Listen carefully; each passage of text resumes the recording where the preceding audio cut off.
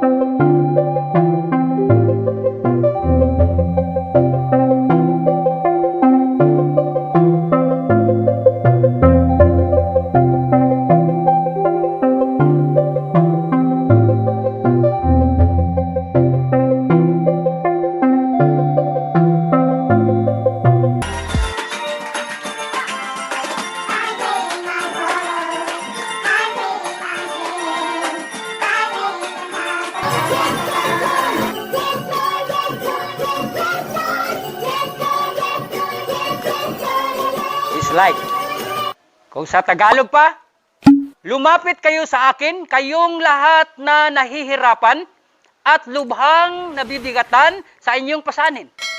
At kayo'y bibigyan ko ng kapahingaan. Pasanin niyo ang aking pamatok at matuto kayo sa akin sapagkat ako'y maamo at may mababang loob.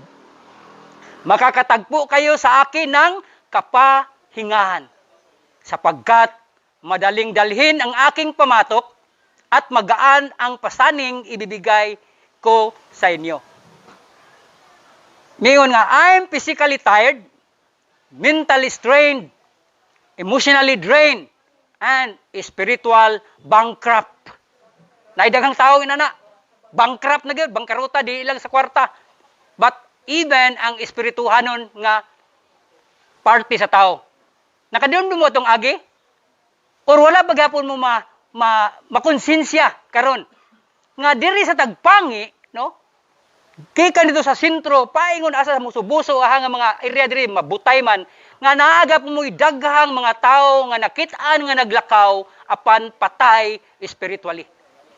Sama sila sa sumbis.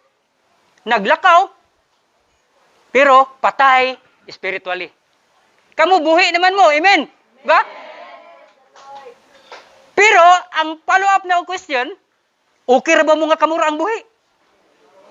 Daghang kay inyong parinti, agaw, silingan, nga patay paghihapon, spiritually. Naglakaw, pero buhi siya, galakaw-lakaw, pero sama sa sumbi. But, sa gingon ako, naay solusyon. There is a cure. Ana, nga problema. Og kamo, partially, ang uban, fully na gyud nga na-cure. Diba? Naayo na mo? Kaya kung wa pa mo maayo, grabe, karon kagahapon. Nagduda gyud ko kagahapon, sa atong pahina diri, nga naagoy inyong, grabe gid, murag lahi gid kabisi ni sila gibuhat na karon ba? Nagay sikreto ani ilang ginahimo gid ba? Pero may gani, pasalamat mo mga igsoon, mga anak, nga ang akong kanhi nga pagkatao sa una nga pag-ingon ko nga dili gina. May gani kay ang Holy Spirit ni pugong. Ni pugong dito kahapon kay nga naman akong giinaban. Kamu ha, nagbuot-buot mo schedule nga anniversary nga wala ko nag-approve.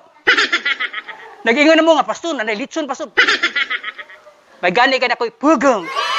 Akong gipasagdan ang inyong pagka nagkalayo, nagkadasik, di ba? Og today, our message is Jesus, the perfect place of rest.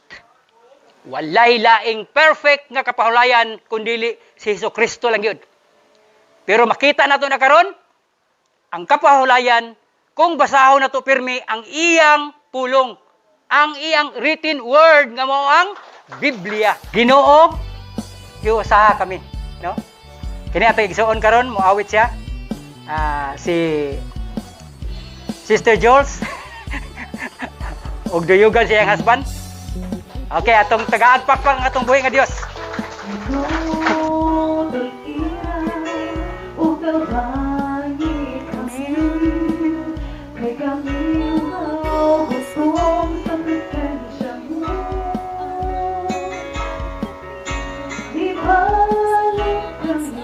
Yes. Salamat kayo sa Ginoo nga nakakili na rin. Na-amaze me. Na-amaze me sa place. Although dili kay siya dako, pero dili siya nag-matter din ang katsadahon o kadakon din sa church no, kung dili ang panag-iusa mo lang. Ginimong bitaw din nga, the devil doesn't fear a big church. He fears unity in the church. So magkaiusa. Amen. Ngayon kaya ang nakalas kita ko ako magkaiusa kita. Ako na itong masilun-anon kita na magsimba, magdahig sa iya. Ako kayo nag-impact sa iya sa Ginoo.